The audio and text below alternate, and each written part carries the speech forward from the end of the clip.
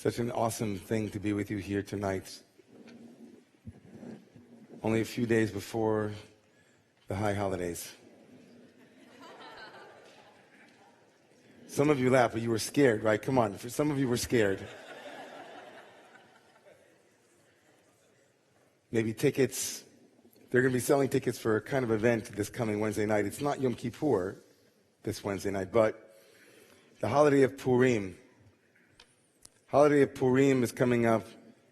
And of course, you know, as soon as I say it's the high holidays and Purim is around the corner, you're thinking, there's no connection between Purim and Yom Kippur. There's nothing like Yom Kippur. It's a holiday. It's all about fasting and atonement, right? That much we know. It's solemn and it's contemplative. We think about our death, our mortality. We wear a white kittel to imitate these angels. We're in shul all day. It's all kadosh, all holy. It's rooted in Torah, in the Bible. It has to do with sacrificial elements like Seir Lazazel, the scapegoat, and the other goat that was, all of that, it's all Yom Kippur.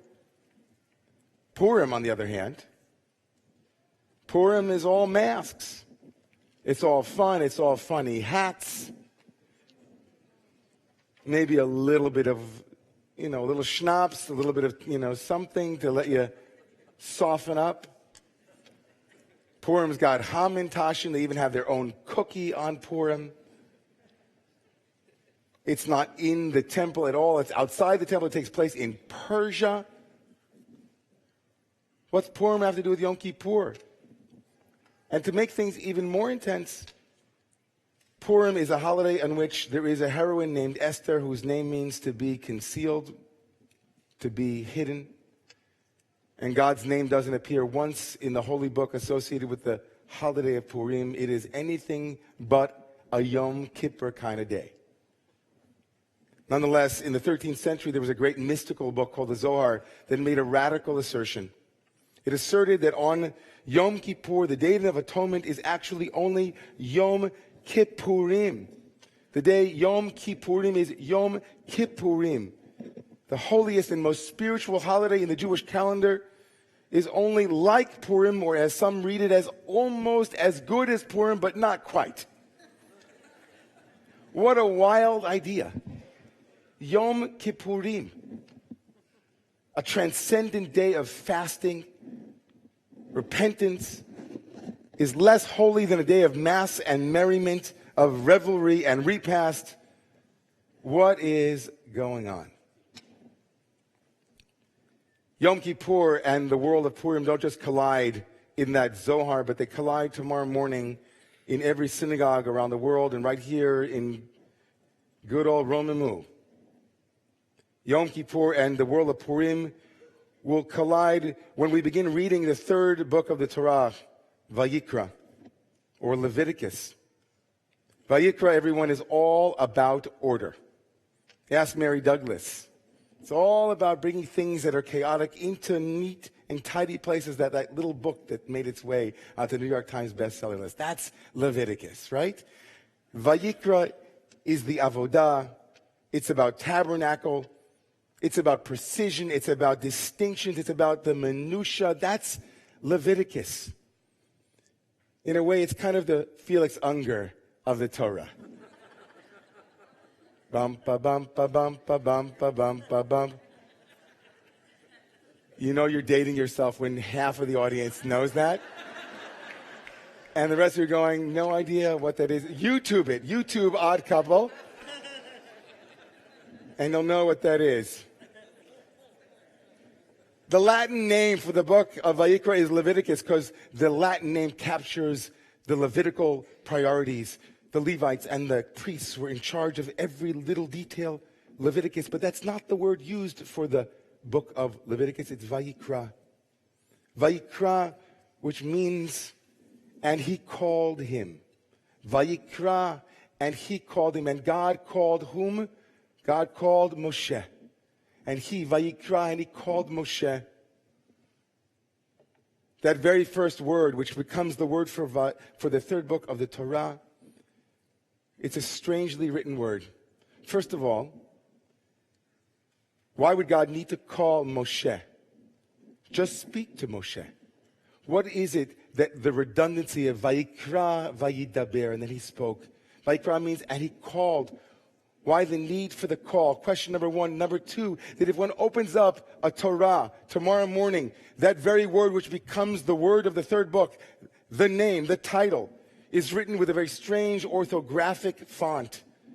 The word Vayikra, Vav Yud Kuf Resh Aleph, Vayikra, and he called. The last letter is a Aleph Ze'erah. It is a small letter Aleph, font size like 6. Only a few of those appear in the Torah. And ostensibly, that diminution of that letter creates almost 2 words. Instead of Vayikra, and he called, it becomes Vikar Aleph. What does Vikar Aleph mean? 2 meanings. 1, Vikar Aleph means, the word Vikar is precious, honorable. Vikar Aleph means to honor or to cherish that little Aleph. And the second meaning of that Vikar, those 4 first letters, is from the word Mikre in Hebrew, which means random, chance. Mikre Laila, Keri. Vikar Aleph means randomness. And the letter Aleph in all places represents unity or one, a symbol of that prior togetherness. Vikar Aleph is honor the Aleph. Wear the mask, but don't forget what's behind it. Honor the Aleph and search for it begins tomorrow morning's reading of the Book of Order. Yom Kippur isn't messy. And even if everything that happened in the temple was messy, it's still not a messy book. And Yom Kippur is not a messy day. It was predictable. It had certain mechanics. It was Newtonian. It was dependable. The whole book is like that. And then it begins with Vikar Aleph, which means honor the Aleph. Honor the unity. Even though Vikar Aleph, even though there is randomness, even though there is eruptions of chaos, even though this entire book is a book on how to keep everything right where it needs to be in your life, that's not the world that we live in. It's not the world I live in. It's not the world that you live in. We don't live in the world of Vayikra, and he called him to order and to perfection and to Yom Kippurness. We live in the world of Purim. We live in the world of eruptions of God's absence and radical darkness. We live in a world of Vikar Aleph, where the Aleph is hidden. It is obscured. We can't find it. We look for it. And where have you gone, Joe DiMaggio? We are waiting for you, Aleph, right here in my pocket. Where have you gone? We live in a world where plans go awry and things that we thought would be don't come exactly as they should. I should have been married. I should have been this. I should have been that. I wasn't supposed to lose my job then. That depression hit me like a ton of bricks. I had no idea that it ran in my family. And there I was, depressed beyond belief. I couldn't even get out of my bed. Where has Vayikra gone? Replaced by a small, diminished font of an Aleph, introduced by an occurrence, a guess, a chance, a Heisenberg uncertainty principle. Will it be there? What will it be? I don't know how to locate it. Where have you gone? And says the Torah that Purim is higher than Yom Kippur because on Yom Kippur everything happens just when it's supposed to. The high priest shows up, and you look at him, and he's wearing his 8 garments. You think, Zenya. The Mar'eh Kohen. Something out of a book of, right, Kohen Quarterly. He's the Kohen who knows how to dress. Mare Kohen, dun, dun, dun, dun, dun, dun. And then all of a sudden, he's so great. On Yom Kippur, everything is clear. I have this sin, I have that sin, let me put them apart. There's this one goat that's going to get sent out, the other one is going to go up, and okay, cool.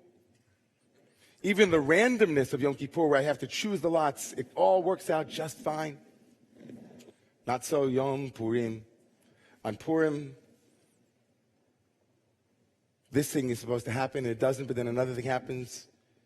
And the God positioning system, the GPS, the global, the way that it moves, and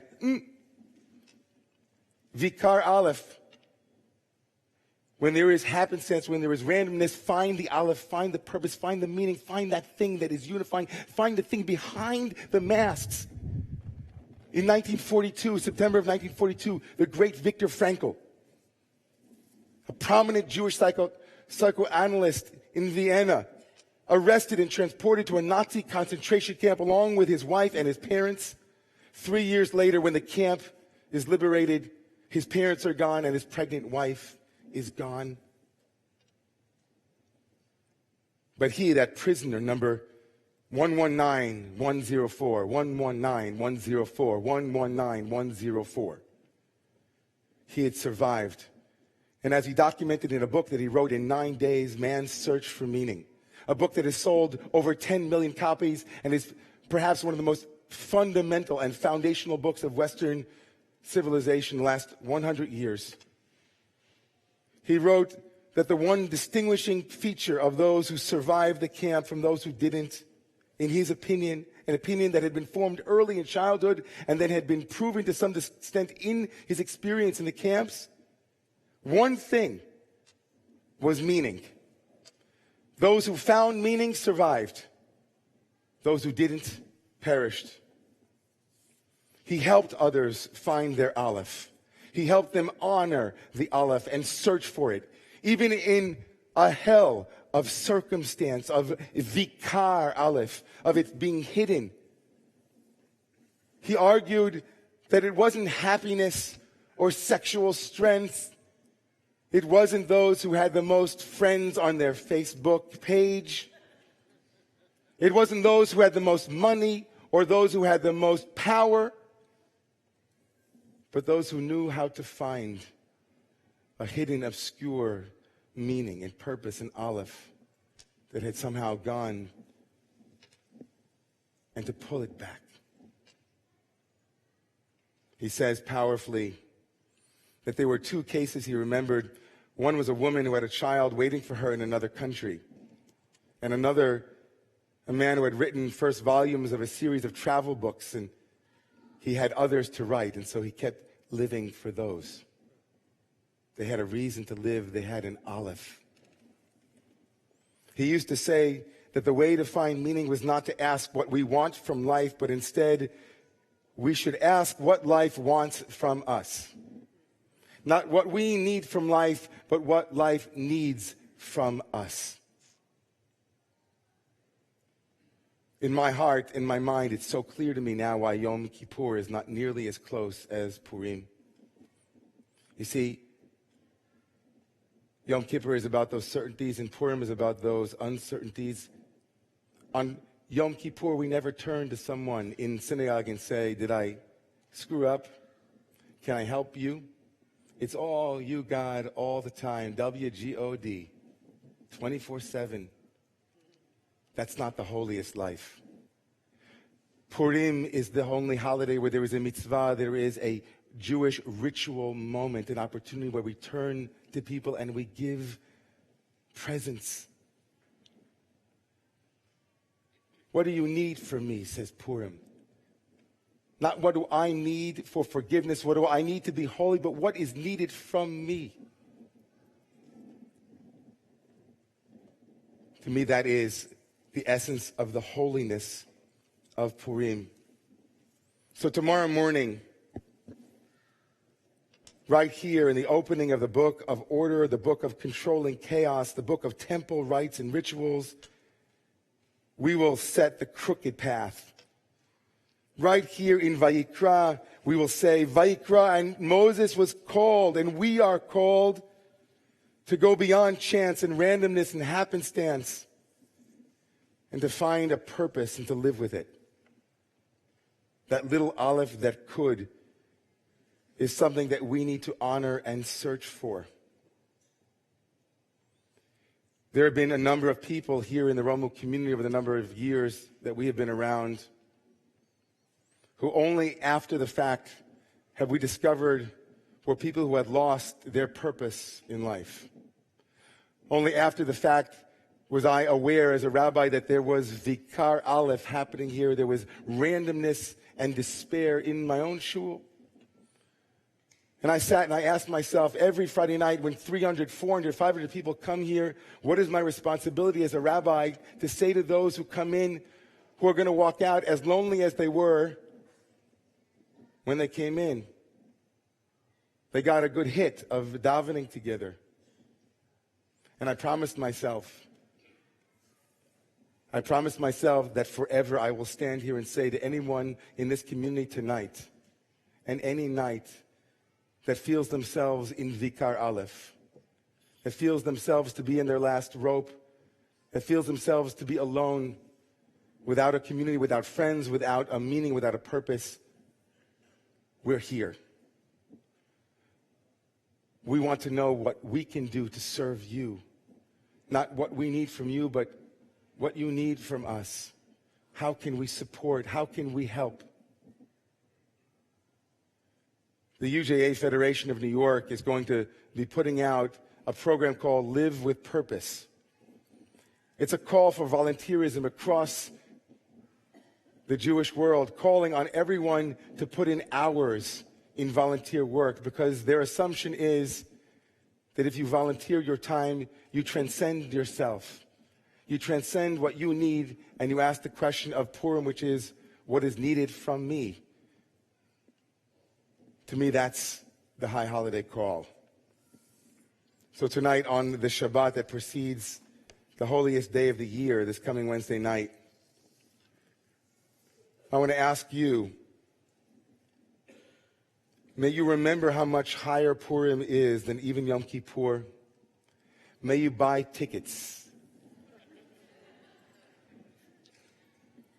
to come join us. Make a pledge to volunteer in this community or in your communities. Ask yourselves the question, how can I live a life of meaning, honoring the Aleph, Vikar Aleph? May we be blessed this Purim to ask what is needed of us, to change one mask for another, and to firmly root ourselves in the deep, abiding belief that behind all of the masks and appearances, there is a deep humanity that we all share. May we honor the purpose and the meaning we are called to live. La Yehudim hayta ora v'simcha v'sason vikar. Kein tiyeh lanu. Please rise.